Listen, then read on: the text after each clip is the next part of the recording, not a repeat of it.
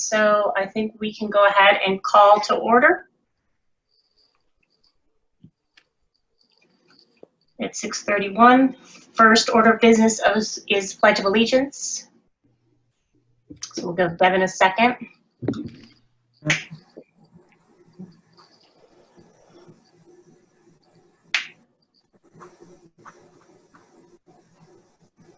All right, and so if everybody could unmute. And we'll go ahead.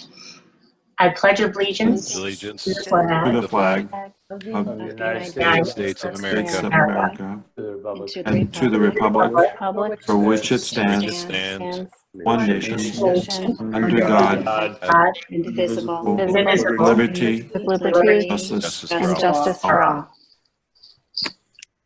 Excellent. Thank you so much, everybody. Next order of business will be public comment at this time. So process will remain as we've done in the past at this point. So for anybody that we do have on from the public, what we ask you to do is please raise your hand, and Devin will actually ask you to unmute, or you can unmute yourself to move forward with public comment.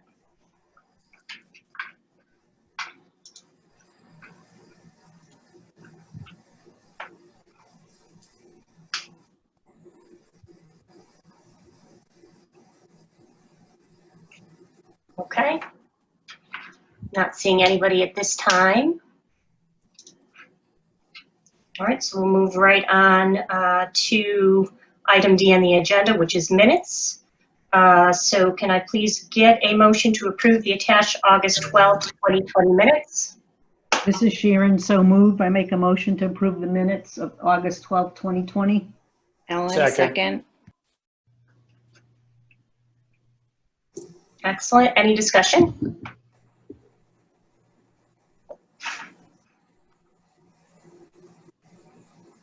All right, all in favor? Aye. Aye. Aye. Aye. All opposed? Okay, unanimously approved. Next order of business is correspondence. We do have some correspondence that was received last week that's included in your packets as well. So we did receive 2 pieces of correspondence. So please review those and let me know if you have any questions or concerns. I actually do owe both these community members a response back. That's on my plate right now. So unfortunately I have not done it, but it's certainly on my list of items to do. So please, I appreciate the patience of the 2 community members that were kind enough to reach out to us with their thoughts in general around the building project, and we had a general question around taxes as well, I think was the other potential tax impact, but please take a minute to review those. And those are the 2 that we have received to date. But again, we ask the public to continue to communicate with us, and the website now has a very easy form at the bottom with our landing page that you can actually access and fill in your information, ask a question. It goes right out to a couple of resources for us to be able to review, and then obviously will always be distributed onto the committee as a whole for people to review as well. So we continue to ask people to, if you can't make it to a meeting for public comment, please use that resource as well for questions and thoughts as we move forward. I'm assuming now that we've moved into the school year that we might see hopefully some increased engagement from the community as they kind of figure out school schedules and kind of settle in a little bit. So we'll hope to see an increase in that as people ask more questions about our next steps and what we're going to do, and you know, just kind of stay informed and aware as to what the community is doing right now and what the plan is moving forward. So just another reminder to stay connected with us. Okay, next item of business is reports. I'm just going to do a very quick chair report. It's just a few minutes. Devin's got a couple slides for us. The very first thing that we'd like to do at this point is at the town council meeting last evening, we actually did receive confirmation that our new Farmington High School Building Committee resident committee member was appointed, and we welcome Wendy Koo to our committee. At this point, I believe Wendy's on the line. I think I saw your name, Wendy, if you just want to, hello, if you just want to do a quick, I know this is like last minute, and we'll certainly get more information to you, but if you just want to do a quick hello to the committee, that would be great. Hi, everyone. Very excited to be part of this process. Born and raised in Farmington, moved back to Farmington, kids are in Farmington, and been an educator and teacher for 20 years. So hope I can help out and be added value to this committee. So thank you. Great, thank you, Wendy. I didn't mean to put you on the spot, but I appreciate you attending with us tonight. I know, again, it was last minute. So just so everybody knows the process as we move forward. So Wendy obviously was sworn in today as our committee member, so she is official at this point. So our next job as a committee, and my job as well, is to reach out. Wendy and I will set some time up together for her and I to kind of walk through the process, all of the work that we've done as a committee so far, try to get her up to date and answer any questions. And then obviously we can do some reach out with additional committee members as well, but do the best we can to really get you on board, answer questions, and kind of move us forward from there. So again, just happened last night, so I'm glad we were at least able to put a face to a name. This is our first real video for you, Wendy, so everybody's kind of new to that for our committee tonight, so hopefully that helped, and then at some point, hopefully we're in person again, but there'll be more information to come, certainly. Great, thank you so much. So beyond that, the other item that I wanted to do tonight is just do a little bit of a recap now that we've kind of gone to the other side of our summer time break here. As I said, I'm thinking at this point, now that people are settling in a little bit more to the school year, start thinking a little bit more about this project and what it means, you know, in its current form. I wanted to kind of go back and just do a quick reset and review of a presentation that we actually looked at back in May. So before the summer months came into play, these were a couple of slides we've already looked at, and I just wanted to kind of take a look at them again. So one of the things that we had discussed in May was how the building committee was going to respond to the project pause that was really generated by the fact that town council thought it was best for us not to hold the referendum vote in November and what that meant. So when we really looked at the impact of that decision and putting the project on pause, these are the things that came out of our conversations, I think, as a committee to say, what does that mean to us and what are we going to do during this pause? So here were some of the bullet points we talked about. The first being creating a new project information landing page on the building committee website, which we have done. That includes FAQs and project information most relevant during the timeline pause. So hopefully, in addition to that, we also sent out a postcard to all community members to say, hey, please go out there and take a look at this new landing page, get an understanding of where we are, information, the schematic design as we know it today. So I think we put a lot of work into that, got some great help from TSKP. And from Mark and Chris and everybody there to help us really kind of put a format around most relevant information at this point in the project. So it was great to see that work done. We appreciate all the support around that. We continue to meet monthly to evaluate new information as it's received. So I think we're going to start to see more information coming in now, financial information we hope in the coming months, as well as anything additional that we might be learning about impacts to the school district, as well as any kind of new construction moving forward. So again, we're touching base on it the best we can on a monthly basis.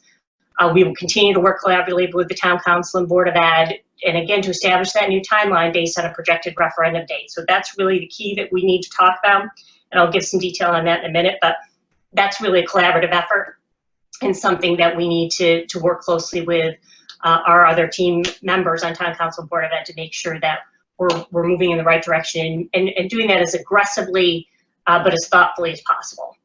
And then again, staying connected to the Farmington community. So that's why we continue to meet. Sometimes our meetings are longer than others, sometimes they're short, but I think it is important for people to have an opportunity to connect with us. We welcome information from anybody, questions from anybody, hopefully that postcard did do its job in reaching out to the community, as well as updates and newsletters, and we'll continue to do that moving forward with the help of our communications subcommittee. So all those things we're working on and have been working on during the project pause at this point. So we can go on to the next slide, Devin.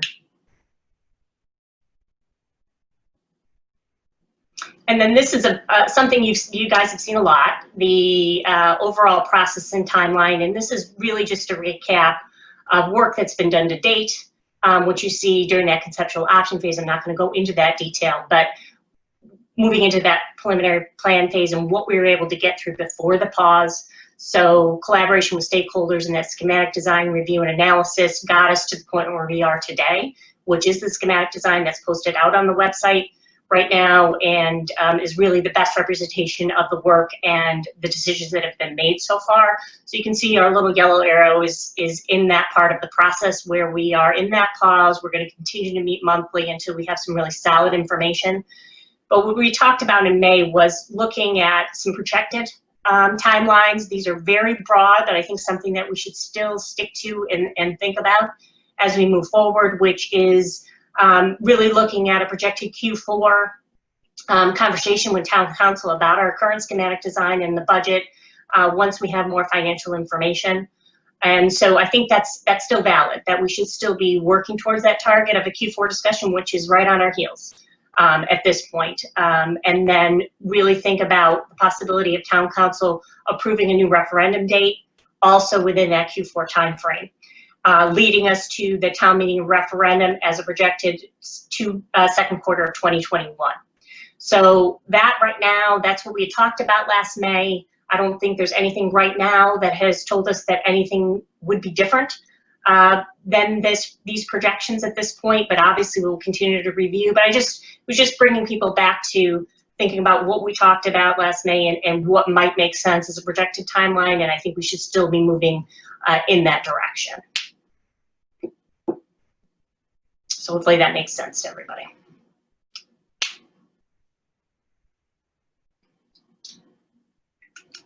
All right.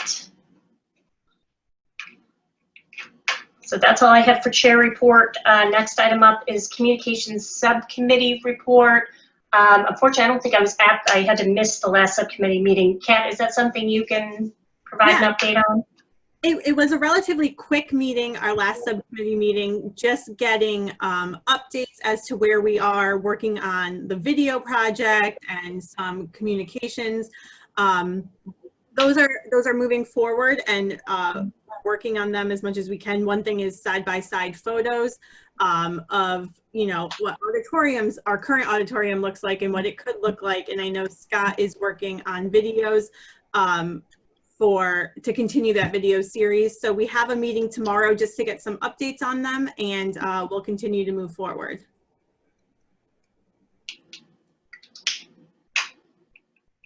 Anybody else from communications subcommittee feel they need to add anything to that update? Just really quick, I have a meeting set up with Kara for this week to go over some further updates to the website. So hopefully we'll have some new stuff up there by next week. Excellent.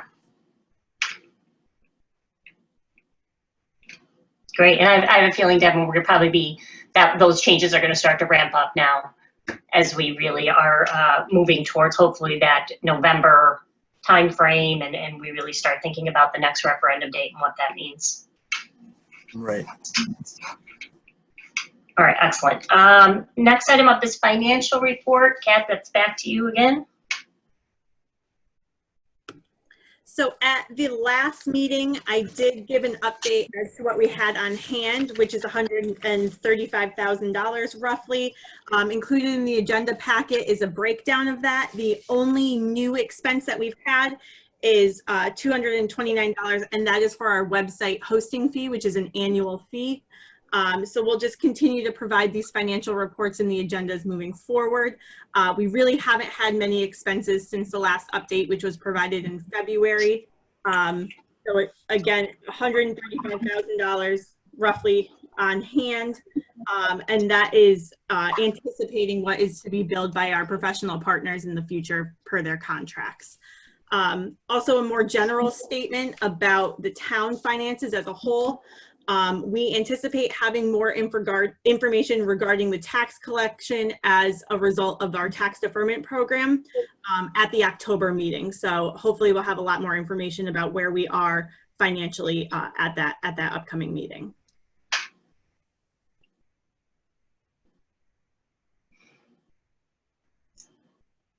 Any questions for Kat on what you see in front of you?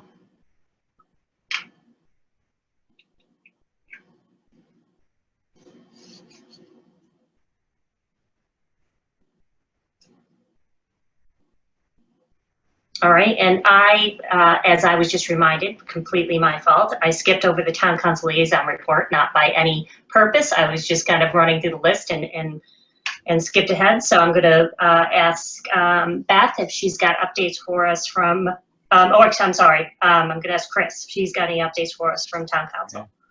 No offense taken, Meg, and actually between you and Kat, you largely took care of my presentation, which was to announce Wendy's joining in approval as to take the place of Garth, and welcome Wendy, and then also echoing Kat's statements with regard to the ongoing assessment of the financial condition tax deferment program on revenues. We'll have a better sense in the October meeting. Sort of piggybacking off what you said earlier, Meg, there, at this point in time, there is no expressed variance, from the expected timelines we are operating under, as you just put through, just mentioned in your presentation. So it's going along like that. We'll have more to update with the October updates. All right, great. Any questions for Chris?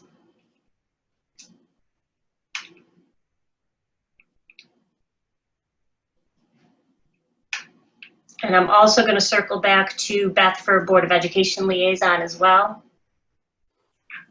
Okay, thank you, Meg. Although it doesn't relate directly to the high school, obviously the big news is, as most people are aware, school's back in session as of last Wednesday. Farmington is doing a hybrid model, so 2 cohorts alternating weekly, with a smaller cohort that's 100% remote. Obviously, this was no small feat. There were many, many people working so hard over the summer, particularly, and continuing to work hard to make that happen and go smoothly. And I think the other piece of that is the flexibility and the positivity of students and families and everyone involved that's really been key to get that going and keep it going well. But in terms of facilities with return to school, I think the challenges of the older building have really come to light, the older buildings in our district.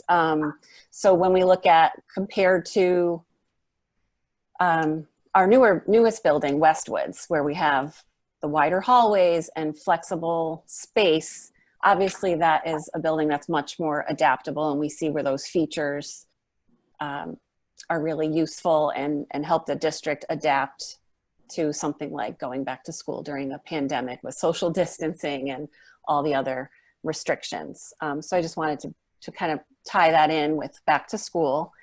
And then one other update that I think ties in with the high school, because it's a high school ad hoc committee that the Board of Ed has charged, and this was back in June, but it's getting up and running this month. About looking at the current use of the Indian mascot.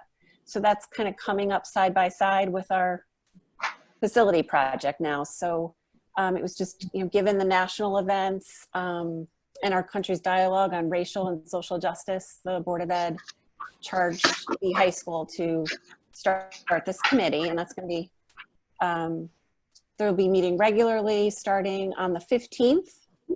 And while I think it's fair to say it'll likely be a challenge, I think the timing of it, along with the new facility, could be a real positive, because it's kind of an opportunity for both sides to look at the school community's needs and how we address those needs in a lot of different areas. So the committee has a website that's up. People can check that out. The first meeting is on the 15th, but on that website it gives meeting dates, kind of the history and the background, the charge and the criteria of the committee and members. And it also solicits feedback like we have been doing. So it solicits feedback from the community. And that's it for my update. Great, thanks, Beth. And it's possible that obviously those changes, anything that's going to come out of that, the results of that are things that we potentially might be able to incorporate into some design work, right? Exactly. Later on for us. Yep. Yes. Great. All right, any questions for Beth?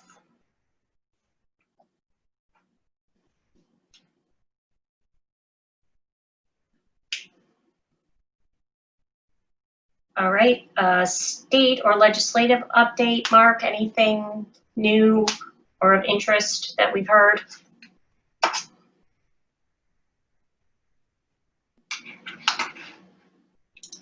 Is he still on?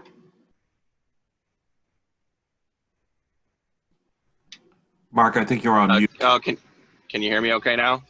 Yep, we got you now. Yeah, so really nothing of interest from the state, at least not from the Office of School Construction Grants, business as usual. And so that's really about it from the state level.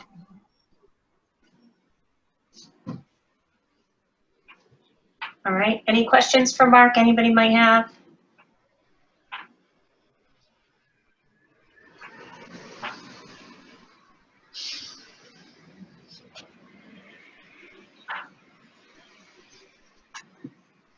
Okay.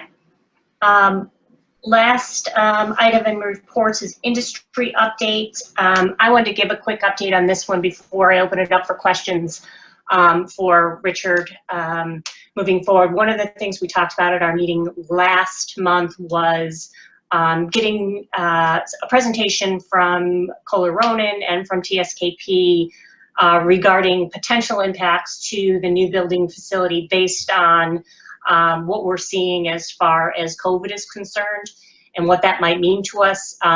Both TSKP and Kohler Ronan have done a great job pulling together tons of information for us to try to kind of understand and synthesize. I did get a brief overview of that presentation and what I've asked of them. They've done everything we've asked from them as far as providing information, is just to give us a little bit more time, just to kind of think a little bit more about that information, what level of detail makes sense for the committee, and how we use that information moving forward. So it is in the works. I don't want anybody to think that that's not anything we've forgotten about, but I think it's important that we get the right level of detail and understand how we really think about new standards and what it means to a new building facility. What I do know in some of the brief conversations that we've had is that a lot of what we're seeing and some of the impacts are not anything that's going to be of a huge budget impact to a potential new facility. If we were to think about updates to ventilation or HVAC systems or anything like that moving forward. So I think it's just a matter of just understanding the level of detail and making sure that when we're well prepared to receive that information as a committee and be able to and really think about the correct questions that we might have back to Kohler Ronan and to TSKP to help us use that information effectively. So I asked them to just pause just for a little bit more time for us to review the information, at least myself and maybe a few other people. I know Tim Harris has spent some time with it as well, just to make sure we understand what all that means and the implications to a new facility. So that's something that's forthcoming, but I didn't want anybody to think that we've forgotten about it at this point. And we know it's an important part of information that we need to learn to understand what the potential impacts might mean to the new building moving forward. So I wanted to make sure I get that update before I open it up to Richard to see if there's anything else he wanted to share around that, or open it up for questions to Richard or thoughts that anybody else might have around just generally the industry, construction, anything along those lines. Let me just say that I wanted to talk about industry update and talk to the committee about the two different things that I had talked about last time, one of which you just mentioned, Meg, which was the what's going on in the industry from an HVAC standpoint. And it's complicated, as you alluded to a minute ago. So we want to make sure that we present the correct information regarding what is good practice, what is recommended, what is a guideline. And so that's still an evolving thing. We had a very good working session with Tim Harris, who understood what the goals were for the new school, and I think he's familiar with those objectives. But we want to make sure that it doesn't get misunderstood by the public or by members of the committee. So we need to refine it a little bit more. So that's one aspect of industry update. The other industry update is what's going on in the construction industry in terms of bidding. Now, when we presented in February to the town council, we had a certain budget that was presented, and the council said that, well, we need to cut back on that. I think the committee did respond to that. By May, we had a revised number. The net cost met the town council's goals. And you may or may not recall at that time that construction portion of that, before we get into soft costs, furniture and equipment, and then subtracting from that net cost that would be eligible for reimbursement by the state, within that total project budget was a construction dollar amount of approximately $117 million. That figure included escalation, and that escalation was pre-COVID-19 escalation. And one of the industry questions that we've been discussing with other professionals and construction people is, what's been the impact of COVID-19 on escalation? Has it made construction more complicated? Is cost going up? Should we adjust the budgets that we previously presented to this committee and to the public? And I believe the answer is no.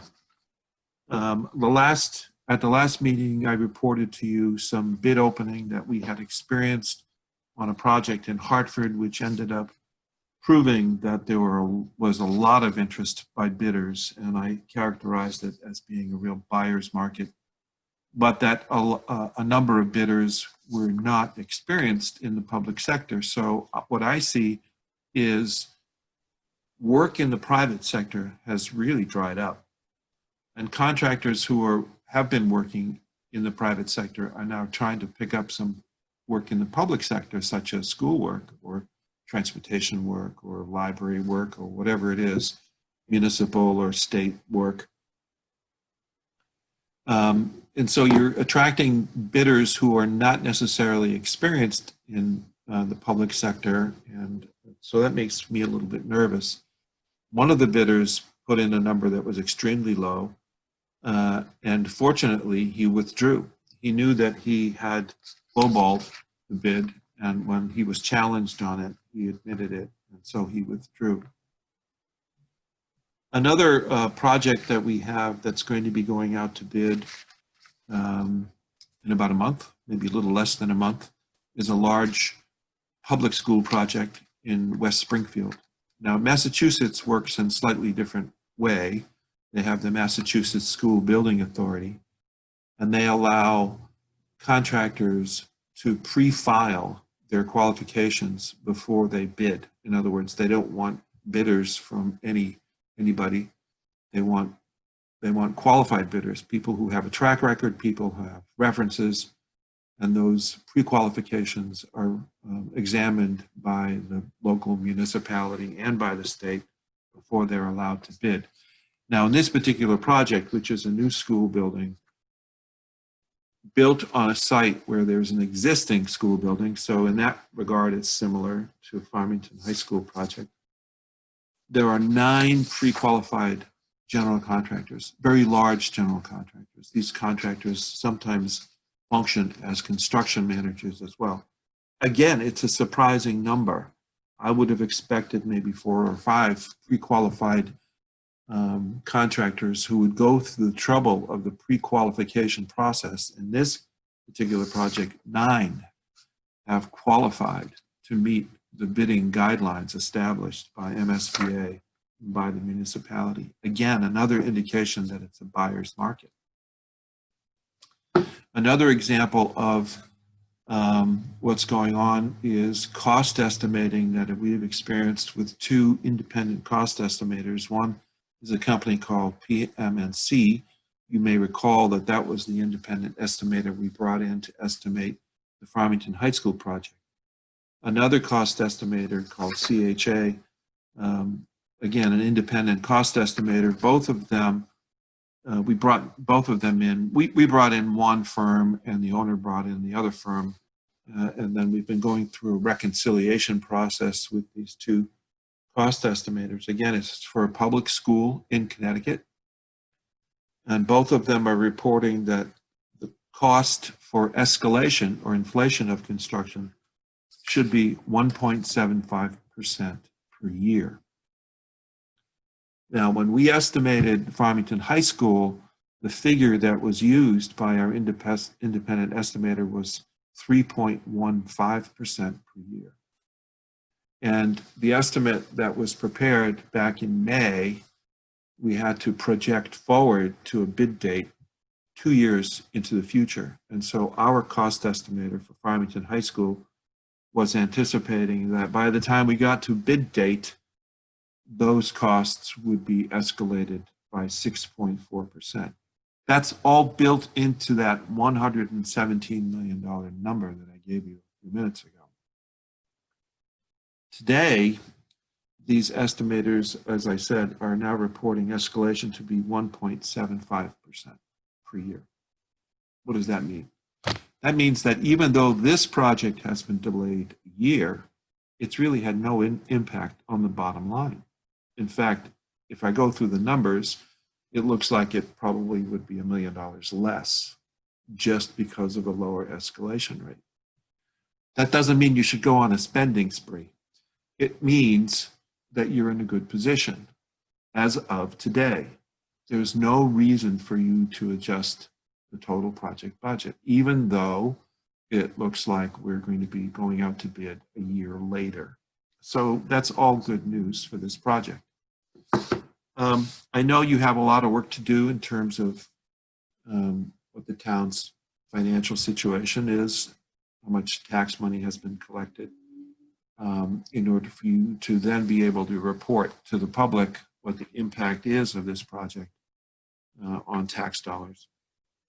But know that from a cost escalation standpoint, COVID-19 has not had a negative impact. And that's because of you're in a buyer's market right now. There's a lot of people eager to bid. So that's where we are from an industry standpoint in terms of construction cost escalation. It might be helpful to this committee for me to more formalize this information for use by the committee in its meetings or as part of the communications subcommittee. I'd be more than happy to do that, to prepare a brief PowerPoint that highlights these points. I'd be happy to answer any questions if you have any.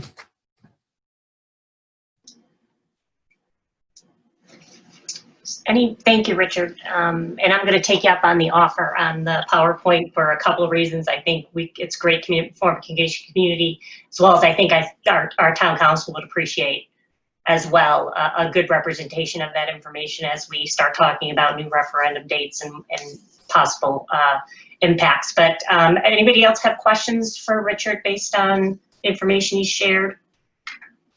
Richard, John Carrier. Just appreciate your comments. It's interesting because from our standpoint on the residential side, although very different, we're seeing pretty much the exact opposite. It is a seller's market on our side. We can't get product. We can't get, our supply chains are dried up in a lot of different areas. We're seeing price increases. Our wood and things like that are up 200%. So It's been a little bit of a roller coaster ride on our side. So it'll be very interesting to see how this goes over the next couple of months. I do expect our side to relax over the next 3 to 4 months around Christmas time or January, but nationwide, people staying at home, looking at their house, looking to do projects. It's wreaked havoc on our end. So I appreciate the comments going forward. And as Meg said, I would appreciate the PowerPoint as well. If I could respond, Johnny, you raise a very interesting point, and we've seen the same thing, which is the cost of material has been increasing. And in one industry report that I read, it reported a similar experience that, however, they're also reporting that the overall construction costs has been dropping, even though the cost of material has been going up, which to me means people are, large general contractors are cutting their profits in order to be able to keep people busy. That's what I see happening, even though construction material is going up.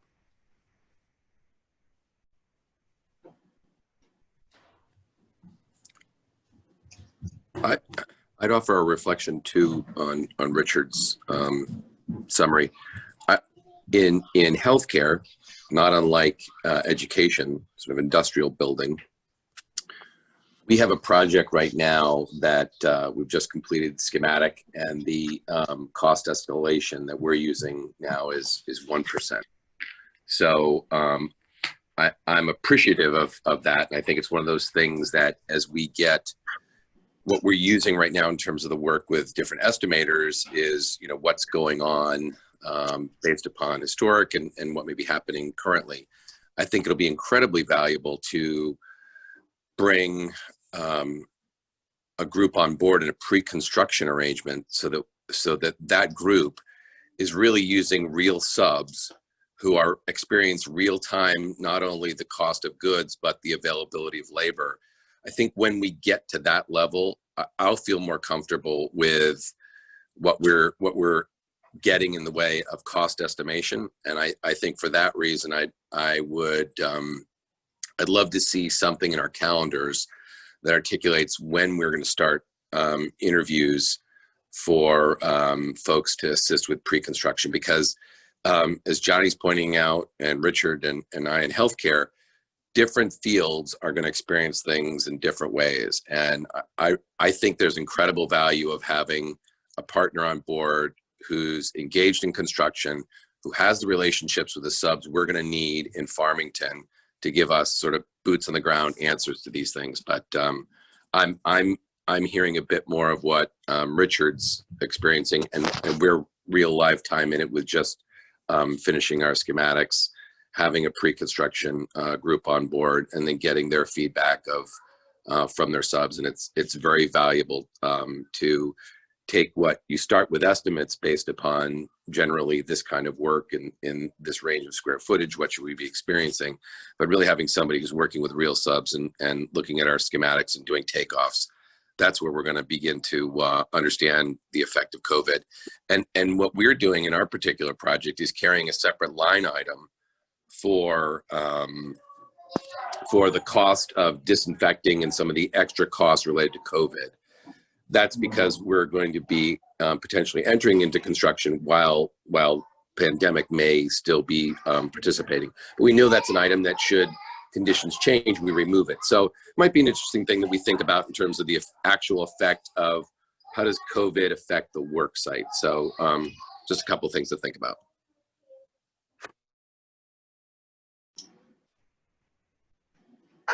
Yeah, thanks, Michael. I will connect with CSG, with Mark and Chris around the construction manager discussion that you just talked about, and timing and what that means for us for interviewing and when that process should be initiated. So we can certainly talk more about that.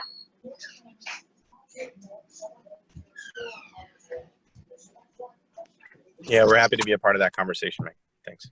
Yeah, definitely. I think it's something we follow up with just to see where it makes sense. We know that any of these selection processes, because I think the process we have in place that we executed on to select CSG, to select TSKP is time consuming for all the right reasons, because we really appreciate the partners and we want to make sure we're bringing the right partners on board. It's time consuming. So I think we can just talk about how that fits into the timeline and the scheduling. I think it's the time to do that too. Great.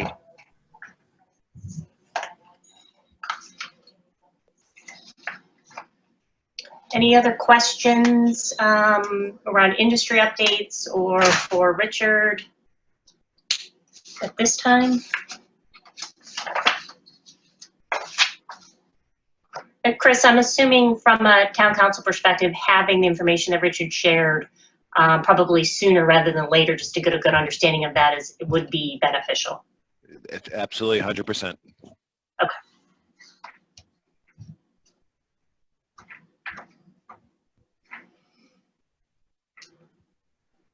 All right, so at this point, we've actually made it through all our agenda items up to adjournment. So I just want to give everybody an opportunity at this point, if they need to bring up anything else, any other questions or thoughts, comments at this time.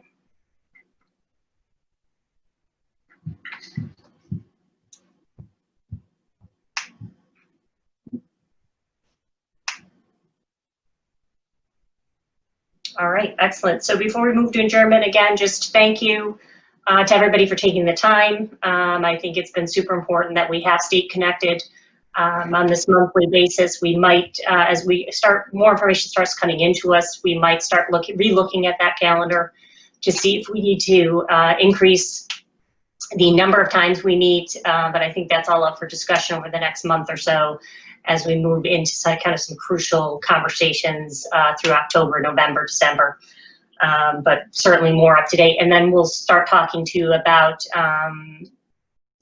whether we will start opening up for in-person meetings. I know town council last night was in person for the council alone with no actual attendees. So that's something certainly we can talk about. But again, we would all be the first to know if changes like that were to be made. But again, I appreciate the time, the effort. We again welcome Wendy on board. By the time she joins us next month, hopefully she'll have gotten a ton more information from us, and hopefully we'll have an opportunity to reach out and talk to other community members and people on the call tonight. So that's something to look forward to as well. So with that, if I could ask for a motion to adjourn. Motion to adjourn, Johnny. I'll second it, Sharon. Okay, any discussion? All right, all in favor? Aye. All opposed? All right, excellent. So we will adjourn at 7:14. Thank you, Meg. Seeing everybody. Thank you, Meg. Thank you, Meg. Nice Thanks, to see Meg. everybody. Have a good night. Just stay safe and well. You too.